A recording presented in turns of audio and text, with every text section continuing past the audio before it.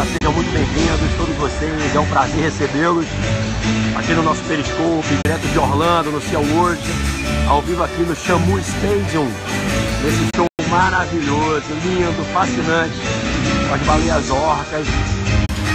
E eu vou puxar com vocês a dica 9 e a dica 10 do nosso programa de estudos, Papo com o PB, daqui de dentro do estádio. Ih, molhando a galera, ó, molhou geral. Que maneiro! Molhando a galera na arquibancada. Vamos estudar se divertindo, né, moçada? Nada melhor do que isso. Isso aqui realmente é fascinante. Eu tô aqui com Laís, Lu e Pedroca.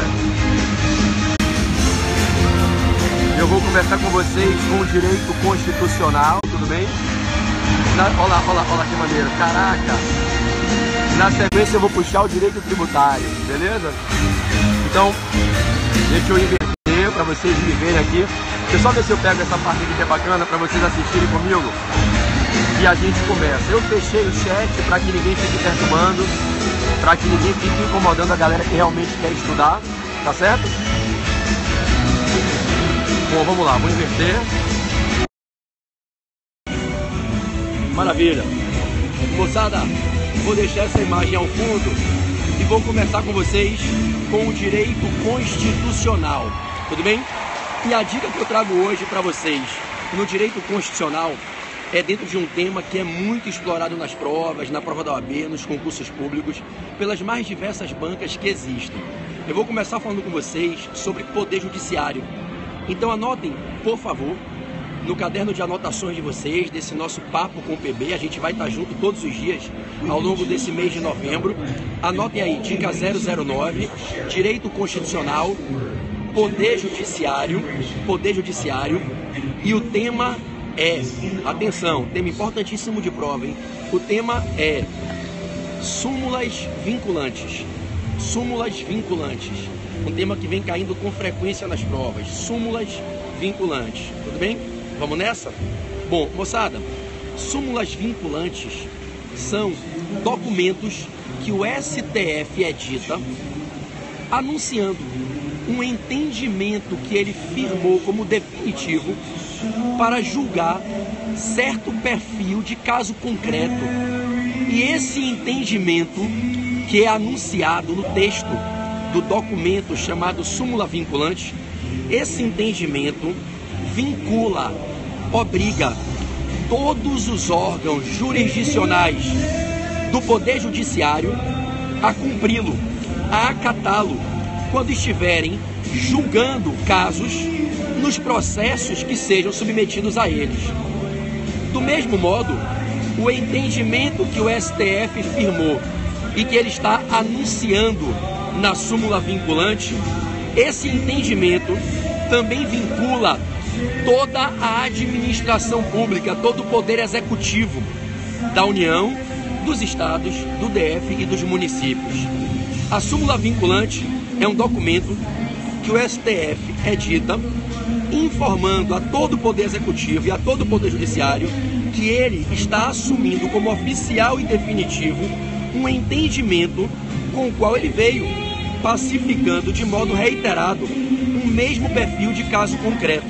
Ou seja, o Supremo julgou diversas vezes um determinado tipo de case, um determinado tipo de caso concreto, e a maneira como o Supremo julgou e fez a composição do litígio, o entendimento que ele firmou para pacificar aquela controvérsia, ele, Supremo, passa a informar todo o Poder Judiciário e a toda a administração que a partir da edição desse documento chamado súmula vinculante, informando esse entendimento passa a ser de aplicação obrigatória, de obediência inexcusável. Ou seja, imaginem que o Supremo julgou determinado caso, vamos imaginar num exemplo, numa questão tributária. O Supremo pacificou que não pode ser cobrado ISS sobre os contratos de locação de coisa móvel. Não pode se cobrar imposto sobre serviço sobre contrato de locação, porque contrato de locação não é prestação de serviço. E o Supremo pacificou esse entendimento. Não só pacificou, assumiu esse entendimento como definitivo na sua jurisprudência, como ele, Supremo, quis que todo o judiciário passasse a obedecer esse entendimento, que a administração pública passasse a obedecer esse entendimento. Daí ele fez, por exemplo, a súmula vinculante número 31 e disse: não incide ISS sob locação de coisa móvel. A súmula vinculante é esse documento que o Supremo edita, informando o entendimento que ele pacificou e que ele estabilizou como definitivo, e que ele, a partir de então, quer que passe a ser observado obrigatoriamente por todo o Poder Executivo, dos municípios, dos estados, do DF e da União, e por todos os juízes e tribunais, quando estiverem no exercício da jurisdição, julgando casos concretos. Podem fazer para vocês algumas perguntas na prova sobre súmulas vinculantes. A primeira delas: qual é o único órgão do Poder Judiciário que pode editar súmulas com efeito vinculante? O STF. A edição de súmulas vinculantes é algo privativo do Supremo Tribunal Federal. Podem perguntar a vocês qual é o quórum mínimo de ministros do STF que tem que ser alcançado para que se aprove uma proposta de feitio de uma súmula vinculante, uma PSV, proposta de súmula vinculante. É necessário que haja a adesão e a concordância de pelo menos 2/3 dos ministros. O quórum para aprovar a formatação de uma súmula vinculante é de 2/3 ou mais, quer dizer, ou 8, ou 9, ou 10, ou os 11 ministros do STF aprovando aquela proposta de súmula vinculante. Esse é o mesmo quórum para mudar, para emendar, para alterar e para cancelar uma súmula vinculante já feita. A banca pode perguntar a vocês como é que pode surgir uma súmula vinculante. O próprio STF, de ofício, pode tentar formá-la. A proposta vem do próprio STF, dos ministros, ou tem um rol de legitimados externos que podem apresentar no STF uma proposta de súmula vinculante. Quem são esses legitimados? A banca pode perguntar a vocês quem tem legitimidade para encaminhar uma proposta de súmula vinculante. Vocês podem marcar correto numa questão de prova se aparecer que todas aquelas pessoas, todos aqueles órgãos, todas aquelas entidades que são legitimadas ao ajuizamento de ADI, ADO, ADC, ADPF, ADIM, ADO, ADC, ADPF, todos eles, todos os que podem propor ajuizar ADIM, ADO, ADC, ADPF, eles também podem propor um feitio de súmulas vinculantes do STF. Isso é verdadeiro. Os mesmos legitimados para ajuizar ADIM, ADO, ADC, ADPF também podem apresentar uma proposta de súmula vinculante no Supremo. Aqueles legitimados que estão no artigo 103 da Constituição. Então, lembrem, o presidente da República, o procurador-geral da República, os governadores de estados e do Distrito Federal, a mesa diretora da Câmara dos Deputados Federais, a mesa diretora do Senado, a mesa diretora das Assembleias Legislativas Estaduais e da Câmara Legislativa do Distrito Federal, o Conselho Federal da OAB, os partidos políticos com representação no Congresso Nacional e as confederações sindicais e entidades de classe de âmbito nacional. Todos esses que são os legitimados ao ajuizamento de ADIM, ADC, ADO e ADPF, todos eles também podem propor uma proposta de súmula vinculante ao STF. Eles são enumerados no artigo 103 da Constituição. E qual é a grande dica que eu quero dar a vocês? Além desses legitimados ao ajuizamento de ADI, ADO, ADC, ADPF, existem outros que também podem propor proposta de súmula vinculante. Quem seriam? Vocês sabem? Também podem apresentar a proposta de súmula vinculante o Defensor Público Geral da União. Anota aí que isso cai em prova. O Defensor Público Geral da União, que não pode ajuizar DIN, ADC, ADO, ADPF, ele pode encaminhar proposta de súmula vinculante. E além do Defensor Público Geral da União, mais quem? Todos os tribunais abaixo do STF. TJs, TRFs, TREs, TRDs, tribunais militares, o STJ, o TST, o TSE, o STM, todos os tribunais, moçada. Se cair na prova de vocês, pode marcar que os tribunais podem apresentar propostas de súmulas vinculantes. Isso é verdade. Então, além dos legitimados à propositura de ADIM, ADO, ADC, ADPF, o Defensor Público Geral da União e os tribunais também podem apresentar propostas de súmula vinculante. Além desses, prestem bem atenção agora, os municípios, quando são partes em um processo, quanto ao tema que é objeto da lide, no processo em que eles são partes, os municípios podem, incidentalmente, apresentar propostas de súmula vinculante. Então, se cai na prova, o município, quando é autor ou réu num processo, ele pode, diante do tema que é objeto da lide, pedir ao Supremo que aprove uma súmula vinculante naquele assunto. Bom, então esses são os legitimados à apresentação de súmulas vinculantes: o Defensor Público Geral da União, os tribunais, os municípios incidentalmente nas questões que estão sendo debatidas nos processos em que são partes, e todos os demais legitimados, todos aqueles que são legitimados a ajuizar em ADC, ADO e ADPF. Tudo bem? Bom, a banca pode perguntar a vocês o que é que acontece quando é desrespeitado o entendimento de uma súmula vinculante. Existe uma ação própria para você se dirigir ao STF questionando o desrespeito ao entendimento da súmula vinculante. Essa ação se chama reclamação constitucional. A reclamação constitucional é a ação adequada para questionar o desrespeito ao entendimento de uma súmula vinculante. Anote aí, reclamação constitucional. Vale a pena vocês observarem o artigo 103, dígito A da Constituição. Artigo 103, dígito A da Constituição. Ainda sobre o assunto, pode ser que caia na prova. Toda e qualquer proposta de súmula vinculante apresentada ao STF, antes de ser aprovada, tem que ter um parecer da PGR. O Procurador-Geral da República, ou PGR, tem que ser consultado e tem que dar a opinião dele, dar o parecer dele sobre aquele entendimento da súmula vinculante que se pretende aprovar. Então pode marcar verdadeiro na prova se cair, que é necessária, que é obrigatória a participação do PGR, dando o seu parecer favorável ou contra a aprovação daquela proposta de súmula vinculante que se está encaminhando ao STF. Tudo bem? Maravilha. Moçada, existe um entendimento majoritário no Brasil, inclusive se adequa à literalidade do texto constitucional, que as súmulas vinculantes não vinculam o Poder Legislativo, só vinculam o Executivo e o Judiciário. Mas preste atenção, uma súmula vinculante não vincula o Legislativo quando o Legislativo atua na sua função típica de legislar, de aprovar leis. Realmente, o Legislativo, no exercício da função legislativa, não fica preso a uma súmula vinculante, ele pode aprovar novas leis, novas emendas constitucionais.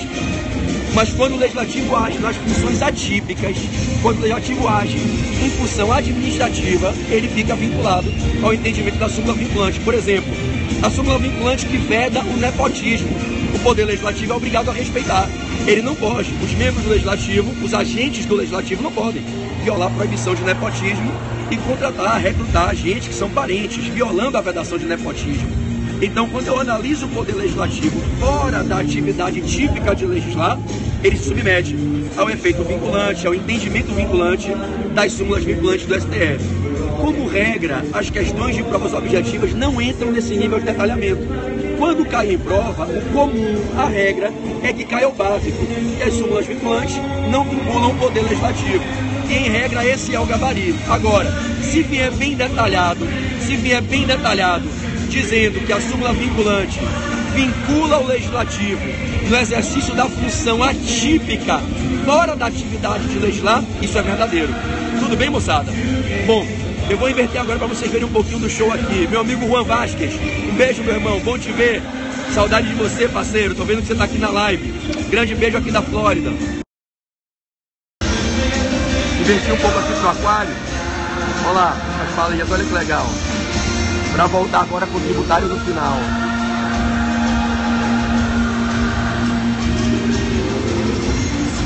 O show é muito lindo, né, cara? Isso aqui, para quem já veio aqui, sabe o encanto que é, né?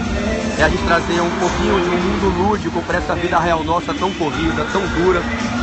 Eu tô aqui com meus filhos, procurando um momento de paz familiar, um momento de, sabe, de amor, de harmonia em família. E realmente, Orlando é um lugar incrível. Os parques aqui na Flórida são fascinantes. Eu digo a todos vocês, estudem com muita garra, estudem com muita força de vontade, estudem com muita dedicação, priorizem os sonhos de vocês. A vida é uma só, ela não tem replay, ela não tem bis. Vale muito a pena cada renúncia em prol dos seus estudos, porque lá na frente você vai colher resultados, e esses resultados vão lhe proporcionar uma vida próspera, uma vida plena, e vão lhe permitir viver os seus melhores sonhos com as pessoas que você ama, com as pessoas que realmente fazem sentido para a tua vida e para o teu coração. Hoje eu posso estar aqui com minha esposa e com meus filhos, é porque hoje eu fiz uma escolha de vencer através dos estudos, e durante todos os dias da minha caminhada eu renovei essa escolha, me dispondo a me superar a cada dia, a superar as minhas dificuldades, que sempre foram muitas, como devem ser as de vocês também, me dispondo a renunciar, a me sacrificar, a virar madrugadas, a estudar até amanhecer o dia, a acordar cansado, a acordar com olheiras, sempre acreditando que valeria a pena. E eu posso dizer a vocês, valeu e continua valendo a pena. Tudo bem?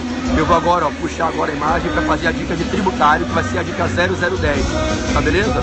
E essa dica número 10 é sobre criação de tributos, lei ordinária, lei complementar e medida provisória. Vamos anotar?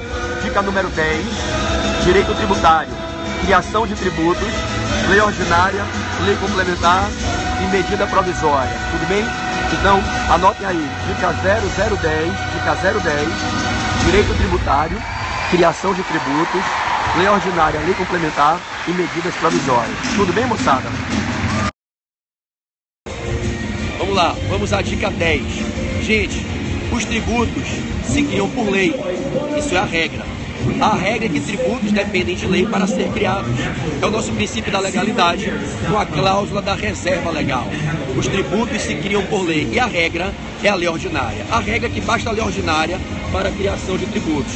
Mas em alguns casos é necessário lei complementar. Em alguns casos é necessário lei complementar. Nos casos em que for necessário lei complementar, vem cá, Laís, fica aqui do meu lado, que acabou o show agora aqui.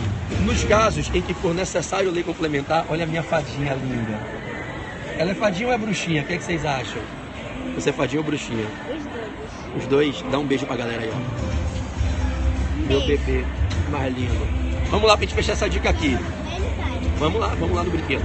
Fala pra mamãe que em 3 minutos o papai acaba. Fala pra mamãe. Então, moçada, vamos lá. Olha só. A regra para vocês marcarem qualquer prova: tributos se criam por lei ordinária. Existem algumas exceções que eu vou listar aqui com vocês e vocês vão anotar aí no caderno de apontamentos, em que a gente depende de lei complementar para ter a criação de um tributo de maneira válida, de maneira constitucional. Nesses casos que eu vou falar aqui agora, em que a gente depende de tributo, de lei complementar para criar tributo, nesses casos é proibido medida provisória. Não cabe medida provisória em qualquer que seja a matéria reservada à lei complementar. Então, quando a gente falar dos tributos que dependem de lei complementar, será vedado o uso de medida provisória. Nesses tributos que dependem de lei complementar, o tributo só pode ser criado por lei complementar, nem lei ordinária, nem lei delegada, nem medida provisória. Nos demais casos em que não se dependa de lei complementar, basta uma lei ordinária e, se houver relevância e urgência, cabe medida provisória. Tudo bem? Bom, deixa eu esclarecer da boca aqui, peraí. Vamos lá. Quais são os casos em que a gente depende de lei complementar para a criação de tributos? 4 casos vocês podem levar como certos. Tem um quinto que é controvertido, o Supremo está para analisar isso esse ano, mas para as provas de marcar, você vai levar ele como um quinto caso, porque na prova cai do jeitinho que está no texto constitucional. Anote aí primeiro os casos que são incontroversos. Vamos lá? Tributos que só se podem criar por lei complementar. Vamos lá? Empréstimos compulsórios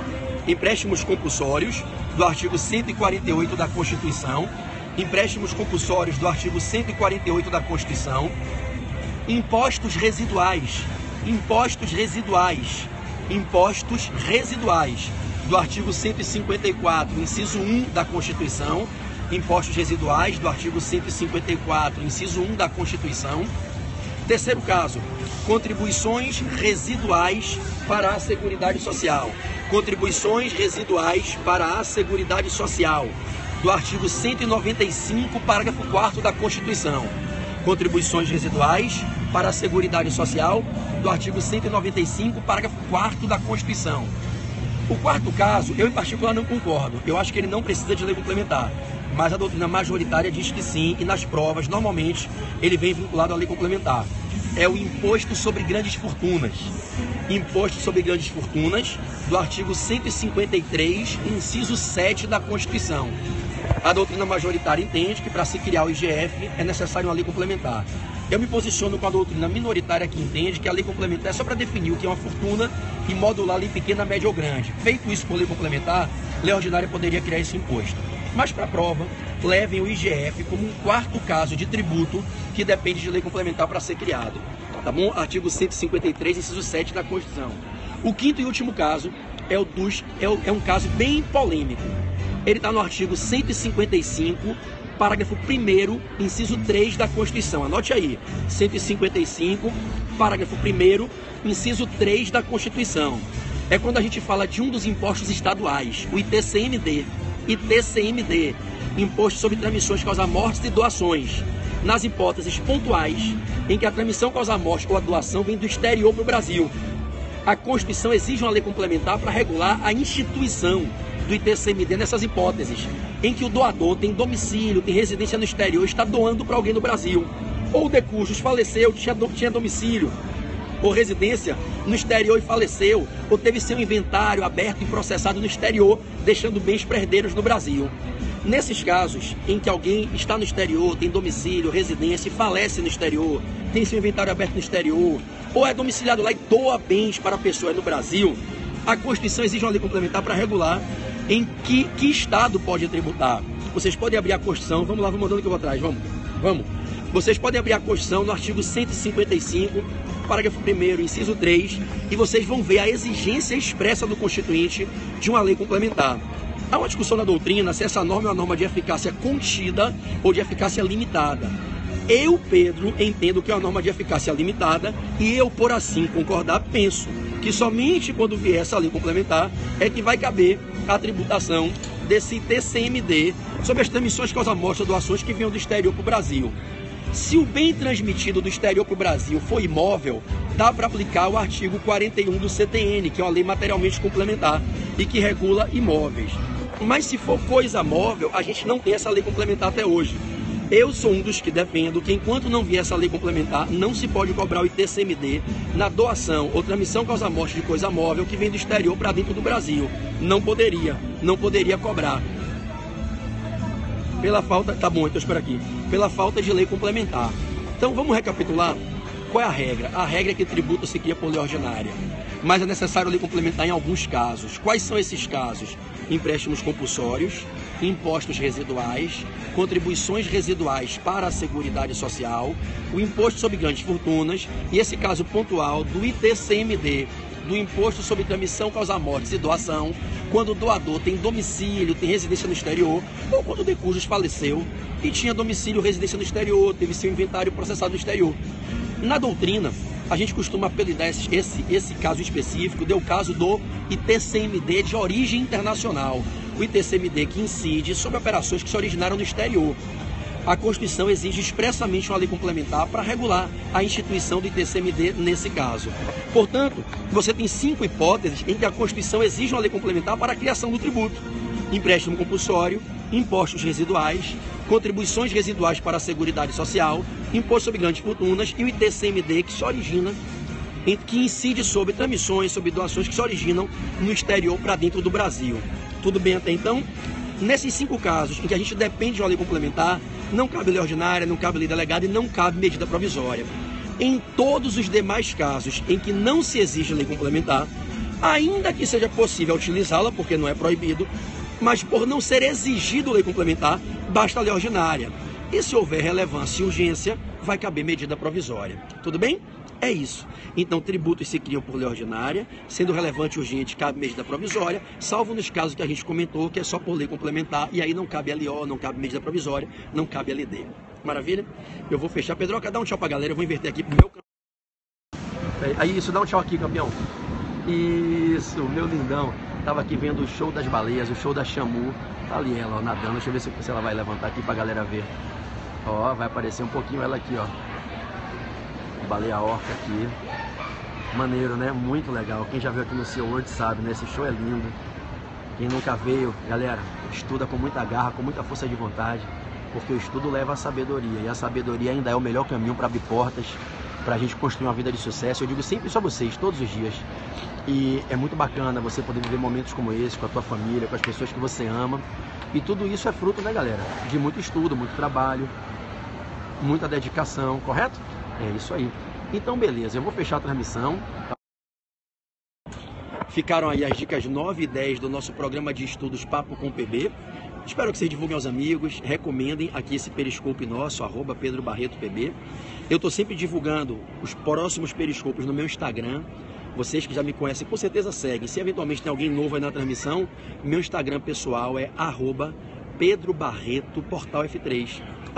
@PedroBarretoPortalF3. O meu Barreto tem duplo R e duplo T. @PedroBarretoPortalF3. Lá eu estou sempre divulgando os horários das próximas transmissões. Vai ser um prazer receber vocês e que a gente continue montando esse caderno maravilhoso. Já chegamos a 10 dicas, 10 assuntos tops. Eu espero que vocês estejam gostando, que vocês estejam estudando e podem confiar. Ao longo do mês de novembro a gente vai montar um caderno fantástico em cima de 300 assuntos que sempre caem nas provas. Valeu? Um beijo no coração de todos vocês. Fiquem na paz do Senhor Jesus. Mais tarde a gente volta com mais dicas. Beijo a todos.